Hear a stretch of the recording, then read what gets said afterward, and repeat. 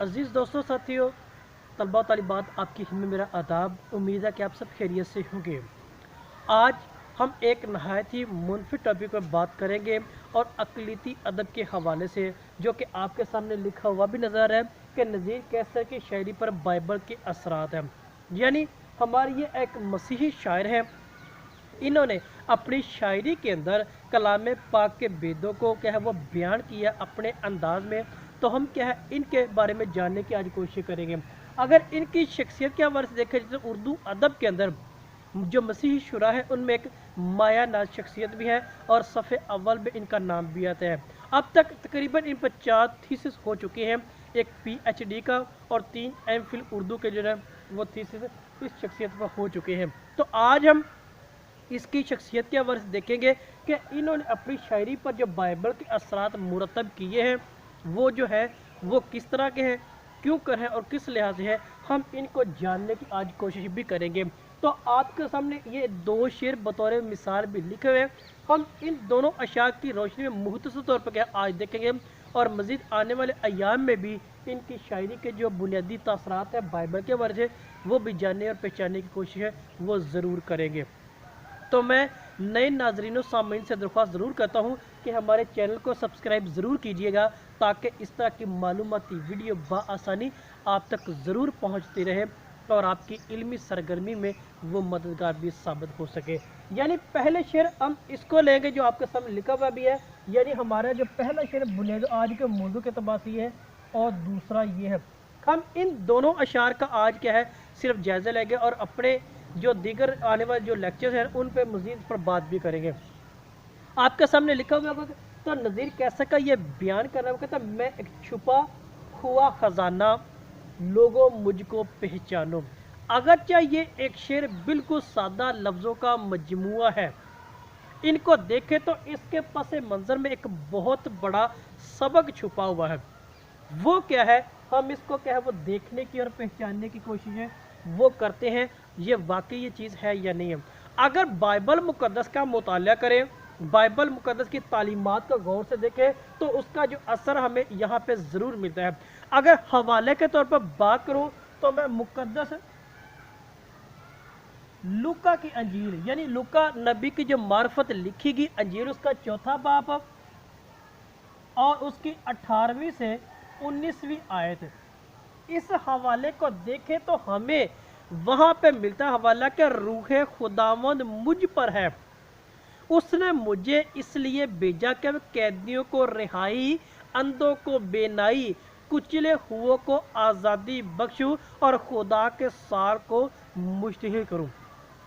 अब इस पर देखें तो मुक़द्दस लूका की मार्फत लिखी गई अंजील उसके 4थे बाब की 18वीं से 19वीं आयत में देखें तो हमें ये चीज़ें मिलती हैं जो कि इस शेर की सूरत में नज़ीर कैसर ने क्या किया, उसका जो असर है, तासीर है और तशरीह है उसको बयान किया है। अब इस शेर को देखकर छुपा हुआ क्या है, छुपा हुआ ख़जाना। ख़जाना क्या है? मालो दौलत है, मालो दौलत। अब मैं से मुराद यहाँ पे मेरा और आपका निजात दींदा यानी यीशु मसीह। अब यीशु मसीह क्या है वो एक छुपा हुआ ख़जाना है, यानी मेरा और आपका निजात दहिंदा जो इब्ने मरियम कहलाता है, जिसे इब्ने मरियम के नाम से हम जानते हैं, जो बगैर बाप के रूल कुद्दस के ज़रिए उसके पेट में पड़ा था जिब्राइल फरिश्ता इस चीज़ का पैगाम देता है, वो ख़जाना है। और नज़ीर कैसर अपने अल्फाज में इसकी तशरीह करते हैं कि मैं छुपा हुआ ख़जाना हूँ, मैं से मुराद यानी मेरा और आपका निजात दहिंदा यीशु अल मसीह है। अब वो जब दुनिया में तो उन्होंने क्या क्या रूह खुदावंद मुझ पर है, खुदा ने मुझे इसलिए भेजा है कि मैं क्या करूं, सबसे पहले अब उस खजाने की हम तस्दीक करते हैं। यानी ये जो खजाना हमारे पास है ना, अब वो खजाना क्या है, किस सूरत में हमें दे रहा है। पहला खजाना हमारे पास आता है वो है मस्कीनों को खुशखबरी देने का, बिशारत देने का है। वो लोग जो मस्कीन हैं उनको क्या करना है, खुदा की बिशारत देनी है, खुदा की खुशखबरी देनी है, اور وہ کس نے دینی ہے؟ وہ یہ بہت بڑا خزانہ ہے، یہ خوشخبری، یہ خزانہ ہے۔ دوسرے نمبر پر بات کریں اس خزانے کی، یعنی ہم نے دیکھا آیت مبارکہ بھی لکھی ہے، ہم نے پڑھی بھی ہے، تو وہ کہتا ہے مسکینوں کو خوشخبری۔ دوسرا کیا ہے؟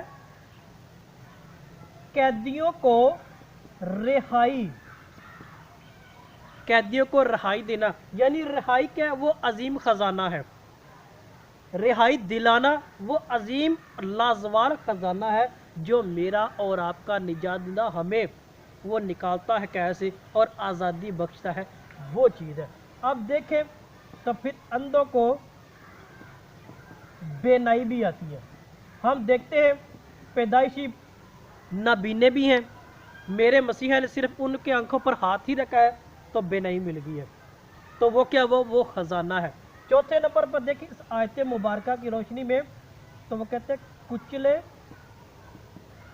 ہوئوں کو آزادی بخشو، کچلے ہوئوں کو آزادی۔ اس کے علاوہ بے شمار ایسی ہیں مثالیں، الفاظ جو کہ ہیں یہ مجموعی طور پر کیا کرتے ہیں؟ اس خزانے کی تصدیق کرتے ہیں جو چھپا ہوا ہے، لوگ کیا اس کو پہچاننے سے قاصر ہے، مگر میرا مسیحا اعلان کر کے بتاتا ہے کہ لوگوں مجھ کو پہچان لو، میں وہ خزانہ ہوں جو مسکینوں کو خوشخبری بھی دیتا ہوں، میں وہ خزانہ ہوں جو قیدیوں کی رہائی بھی دیتا ہوں، اور میں وہ خزانہ ہوں جو اندھوں کو بینائی اور کچلے ہوئوں کو آزادی بھی دیتا ہوں، اور خدا کے سال کو مشتعل بھی کرتا ہوں۔ یہ وہ ساری چیزیں، تو ان چیزوں کو ہم دیکھیں، ان چیزوں کو جانیں اور پہچانیں کہ واقعی نذیر کیسر کی شاعری پر جو بائبل کے اثرات ہیں وہ بڑے ہی جامع، عمدہ اور نفیس انداز میں موجود ہیں۔ اب صرف ایک ہی حوالے، اس کے علاوہ بے شمار حوالے موجود ہیں جو کہ مسلسل طور پر نذیر کیسر کی شاعری پر بائبل کے اثرات کی تصدیق اور ثبوت ہے وہ فراہم کرتے ہیں۔ تو اب دوسرا شعر ہم دیکھتے ہیں جو کہتا ہے کل ہے رخصت ہونا سائیں، آج کی رات نہ سونا سائیں۔ اب اس شعر پر دیکھیں تو بنیادی طور پر تین ایسے الفاظ ہیں جو کہ ہمیں اس بات کی گواہی اور ثبوت دیتے ہیں جو کہ نیچر ٹروتھ سے انکار کوئی نہیں کرتا، وہ کسی بھی ذات کا، کسی بھی برادری کا، کسی بھی مذہب کا ہے، وہ ان تینوں الفاظ سے وہ انکار نہیں کر سکتا۔ اب دیکھیں وہ تین الفاظ کون سے ہیں اس شعر میں؟ دیکھیں تو ایک ہمارے پاس آتا ہے لفظ کل کا، یعنی ٹومارو، آنے والا دن۔ ایک لفظ ہمارے پاس آتا ہے رخصت، یعنی لیو کرنا، چلے جانا، اور ایک لفظ ہمارے پاس آتا ہے وہ ہے سائیں کا۔ یعنی اس شعر کے یہ تینوں لفظ ہیں ہمارے پاس، اور یہ سارے بائبل مقدس کے اندر موجود ہیں، اور یہ تاثرات باقاعدہ بائبل مقدس کے کلام کے بیدوں کو عیاں کرتے ہیں۔ یعنی کل سے مراد آنے والا دن ہے، رخصت یعنی چلے جانا، اور سائیں سے مراد یعنی میرا اور آپ کا پروردگار۔ اب ان سے مراد یعنی کل آنے والا دن کون سا ہے؟ یعنی روزے قیامت کہہ لیں یا روزے محشر کہہ لیں۔ رخصت ہونا یعنی جس کو ہم کہتے ہیں موت، اور تیسرا یعنی سائیں یعنی خدا یا پروردگار۔ اب یہ جو سارے الفاظ ہیں نا یہ سارے بائبل مقدس ہیں۔ اب ایک ہی حوالہ لیں گے جس کے اندر یہ تینوں الفاظ کیا ہیں، نذیر کیسر کی شاعری کے تاثرات کیا ہے وہ قلم بند ہوتے ہیں۔ ہم جب پاک کلام کا مطالعہ کرتے ہیں تو ہمیں تکوین کی کتاب، تکوین کی اس کا تیسرا باب اور اس کی 19ویں آیت جب دیکھتے ہیں تو ہمیں یہ والا جو ہے نا وہاں پہ مکمل ہو جاتا ہے۔ یعنی ہم دیکھتے ہیں کہ جب خدا نے انسان کو مٹی سے بنایا، اس کو باغ عدن میں رکھا، مائی ہوا کو بنایا، پھر انہوں نے کیا کیا؟ وہ پھل کھایا، پھر خدا نے کیا کیا؟ ان کو باغ عدن سے باہر نکال دیا۔ تو اینڈ پہ لفظ کیا تھے؟ ہم جب تکوین کی کتاب اس کا تیسرا باب اور اس کی 19ویں آیت دیتے ہیں تو وہاں پہ مرقوم ہے کہ جب تک کہ تو زمین میں پھر نہ لوٹے جہاں سے تو لیا گیا، تو خاک ہے اور پھر خاک میں لوٹ جائے گا۔ یعنی انسان کی حقیقت کو، انسان کی اصلیت کو وہاں پہ بیان کیا ہے، جب تک کہ تو زمین میں پھر نہ لوٹے جہاں سے تو لیا گیا۔ کہاں چلی گیا؟ زمین سے، یعنی مٹی سے، تو خاک ہے اور پھر خاک میں لوٹے گا۔ اب رخصت ہونا موت، یہ خاک میں واپس جانا، اور کل یعنی روز قیامت ہم نے خدا کے حضور پیش بھی ہونا ہے، اور سائیں کس کے حضور؟ خدا کے حضور۔ یہ کیا ہے؟ بنیادی طور پر نذیر کیسر کے تاثرات ہیں جو بائبل مقدس میں مرکوم ہے۔ تو ان چیزوں کو دیکھیں، ان چیزوں کو پہچانیں تو واقعی نذیر کیسر کی شاعری پر ہمیں تاثرات کیا ہے وہ بالکل واضح اور جامع الفاظ میں ملتے ہیں۔ اب یہ دیکھیں کل روز قیامت کس کے حضور پیش ہونا؟ خدا کے۔ کس کے حکم سے؟ خدا کے حکم سے۔ تو یہ چیز ہمیں کیا بتاتی ہے؟ تو آج کی رات نہ سونا چاہیں، یعنی دعا کریں، اپنے آپ کو تیار کریں اس دن کے لیے، اس سے قبل کہ موت آ جائے۔ ہمیں موت سے قبل اپنے آپ کو تیار کرنا ہے تاکہ ہم خدا کے حضور جب پیش ہوں تو ہمیں شرمندگی نہ اٹھانا پڑے۔ یہ کیا بنیادی طور پہ نذیر کیسر کے تاثرات ہیں۔ مزید اگر آپ کا کوئی سوال ہے، کسی بات کی سمجھ نہیں آئی تو کمنٹس باکس میں آگاہ ضرور کیجیے گا۔ اس ویڈیو کو لائک اور شیئر بھی ضرور کیجیے گا۔ آپ سب کا بہت شکریہ۔